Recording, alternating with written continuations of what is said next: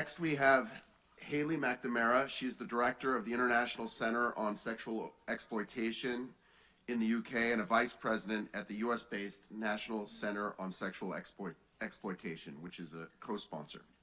She leads international efforts and joint campaigns to improve policies and education among global governing bodies, citizenry, and corporations regarding the full web of sexual exploitation issues.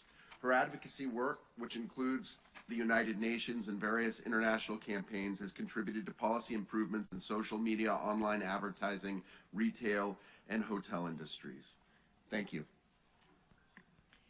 Thank you so much, and thank you to our gracious host and esteemed participants. I'm really honored to be here with you all today and grateful for the recognition that sexual abuse and sexual exploitation are human rights issues, dramatically impacting the life of the individual, the family, the community, and so is something that all of us care about. Sexual abuse and exploitation, of course, includes sex trafficking, the compulsion of an adult into the sex trade through force, fraud, or coercion, or any time that a child under 18 is bought or sold for sex. This industry alone is global in scale, but it does not exist in a vacuum.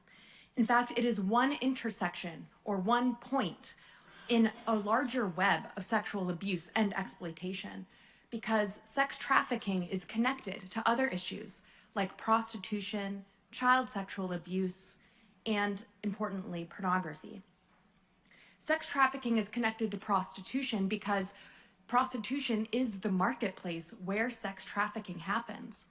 And both prostitution and sex trafficking are fueled by one sole revenue source. That revenue source is the people who buy sex buyers. Pornography is often made of sex trafficking victims. They're recorded during their abuse. And of course, this issue is connected to child sexual abuse because children are bought and sold. Children are also groomed either online or offline, even by people that they know, for sexual abuse. And sometimes that abuse is filmed. When filmed, this becomes child sexual abuse material or child pornography.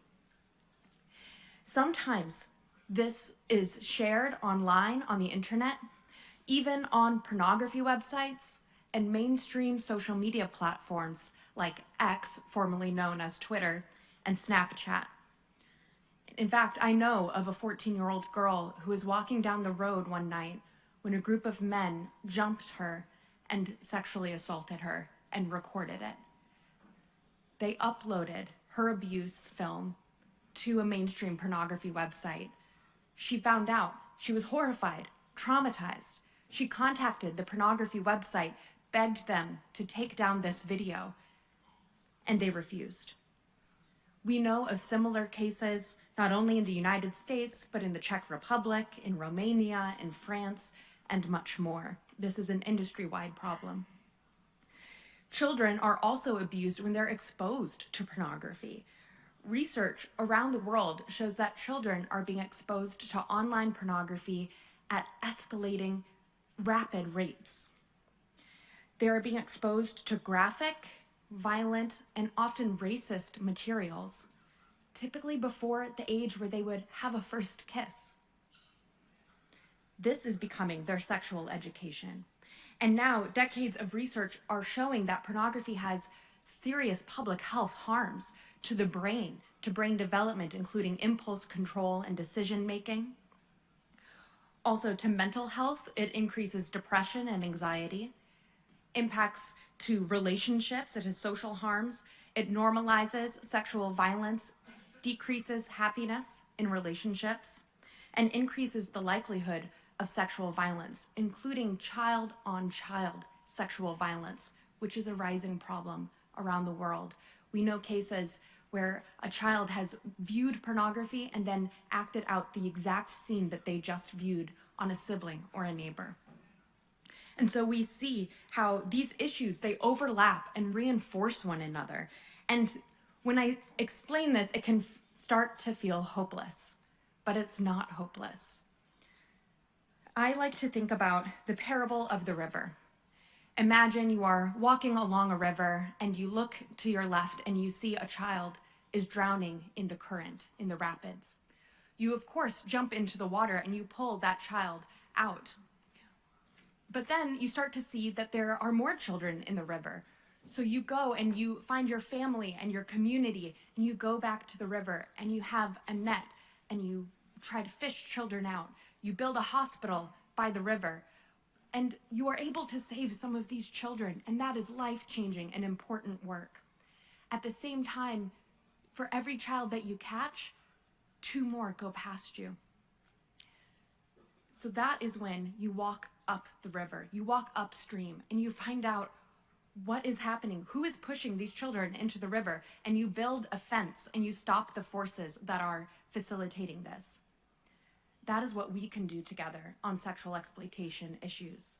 We have an incredible opportunity at this time in history to enact mass scale or large scale prevention by stopping institutional practices in legislation, corporations, and societal norms that facilitate sexual abuse, particularly around pornography, online exploitation and grooming, and sex buying. The good news is these approaches are gaining traction around the world. Regarding pornography, countries like the United Kingdom and Canada and others are promoting age verification, where the children are blocked from accessing online pornography websites. And in the United States, we're pursuing device filter legislation so that any phone that is bought or sold for a child automatically has the safety features turned on, including filters. This is so common sense. Other countries are considering legislation or pursuing lawsuits around the issue of child abuse, sex trafficking, or non-consensual videos uploaded to pornography websites themselves. Our law center is involved in suing pornography websites on behalf of survivors for this issue.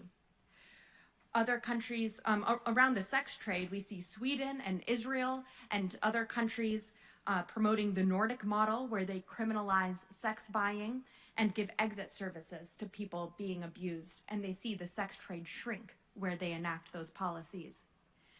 And around online grooming and exploitation, the UK, Australia, and other countries are putting more requirements for online platforms to build their systems to be safe for children by design. These can be simple things like making sure that adult strangers cannot message children online. And we're also seeing success with public civil campaigns targeting big tech. Our organization has a recent victory I'd like to share, where Google Chromebooks, the laptops, were given out to children around the world for distance learning when the pandemic began. Millions and millions of these online devices were given to children with no parental controls turned on.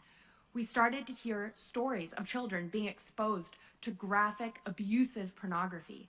We went to Google, and after a few conversations, they finally agreed to turn on those filters. And so with a simple software update, over 50 million devices around the world, over 50 million children were automatically better protected online. That is what mass scale prevention can look like. So I hope that you see that while this is a hard issue, a dark issue, this is a winning issue. I encourage all of the legislators in the room, this is an issue that can unite people of all political and faith backgrounds. Sexual abuse and exploitation, it is a human rights issue, and a mass-scale prevention solution is possible.